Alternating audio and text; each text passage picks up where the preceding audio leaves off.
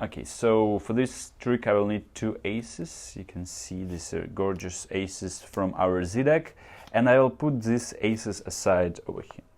And now I would like a spectator to say stop at any moment. I'm gonna be dribbling these cards and say stop. Stop! Okay, cool. And now remember this card. 5 of hearts. Okay, great. I'm gonna leave this card somewhere in between, in the middle of the deck, like this. And interestingly enough, the card actually appears in between these 2 aces. No way! Yeah. It's actually really strange, but if you look close, you can see there's 1 card in between these 2 aces, and this is 5 of hearts. Now I'd like you to pull this card, yes, hold it Like tight. this? And look, I will put these 2 aces somewhere in the middle of the deck. And I'm gonna spring the deck, and I would like you to insert the card in the middle of the spring. Okay. And hopefully we'll catch a card. Bullseye! Perfect. And you can see there's actually 1 card in between these 2 black aces, and that is your selection. No way! Now let's learn this trick.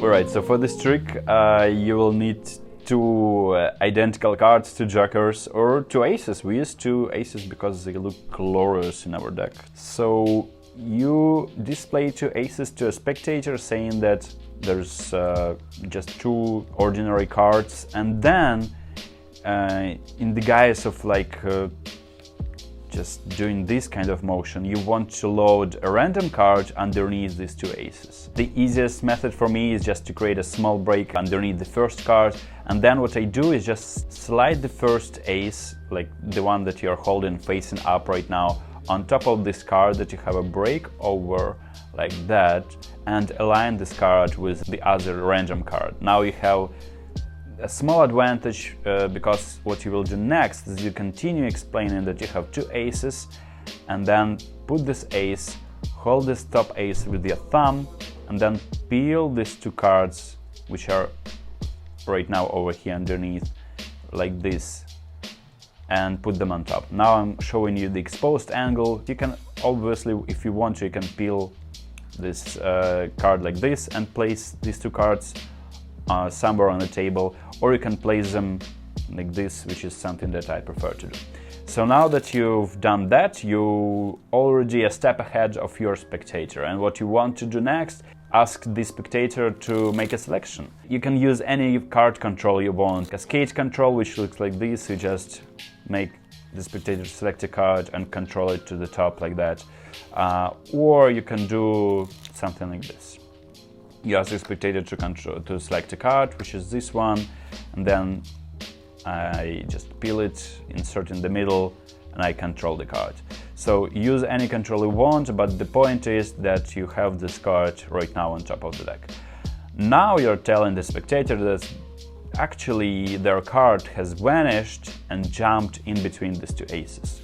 What you do, you can just spread these 3 cards, or like, I don't know, maybe if you want you can riffle with the cards like this, and under the air the cards will open themselves, and now you have this situation. Of course, there's a random card which is not our Jack of Hearts over here, and this random card shouldn't be shown to spectator at any point. So how do you hide this? Now you show the spectator that you have 3 cards and 1 card in between. They think this is their card, or like they're actually expecting this to be their card, but you want to keep the suspense. You create a small break under this card, actually is the selection. You just put all 3 cards with this random card in between on top. And what you do next is a slide that I have seen performed by Guimaraes. It belongs to Gabi Pareras, and I'm really thankful to him to give me permission to teach that. And the slide looks like this. You just show the Ace of Clubs over here, you show the selection, and make it look like it was all this time in between these 2 aces. You have actually another card underneath your Ace of Clubs. So this is how it's done. Now we have this random card in between your two aces, and you want this selection to appear as if it was in between these two aces. So what you do, you just create a small break, put all three cards here, and now in the action of lifting all four cards, actually, you just want to peel this ace of clubs like this.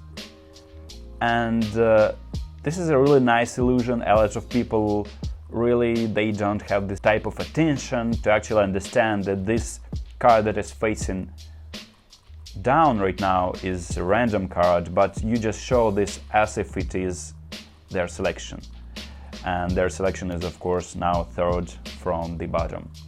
And what is happening right now is just showing this card, and you peel off this random card, our king of clubs, like this. And in the action of peeling, you want these two cards to be aligned perfectly, so that you don't flash that there's something underneath this ace of spades.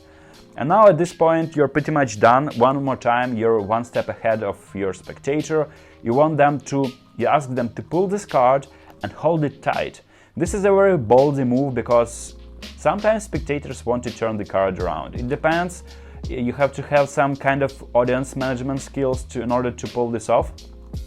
But I really like this trick because of this kind of situation, that you're giving the spectator the power to proceed with the trick. What is going on now? One spectator is holding the card, and now you have this kind of situation on top of the deck. One ace, their selection underneath this ace, and this is what you have now. You just want to put these three aces like this, like two aces and a card in between like this, and cut the deck. So this is really funny. When I was performing card spring, oftentimes spectators sometimes, like not oftentimes, but sometimes they manage to put their card, which is a random card right now. If you turn it off, you can see this random card, but I think this is their selection. So they managed to put it in between this sandwich right now, meaning that I had left with two cards in between two aces. To avoid that, which is really rare, but to avoid that, I would suggest you cut about a fourth of the deck. So now that you're performing the card spring, which is the next step of our card trick, you're already riffled through your aces, and spectator is most likely to insert the card somewhere over here. Okay, so I'm gonna cut the cards, and I'm gonna do a card spring, and I would like you to insert the card in between these two aces, so that you will be the magician right now. You will be performing this trick. At this point, spectators are really excited, because there you've got to do something magical. I'm doing a card spring, they insert the card, and I have enough time to square all the cards and reveal that there is one card in between these two aces, and this is the selection.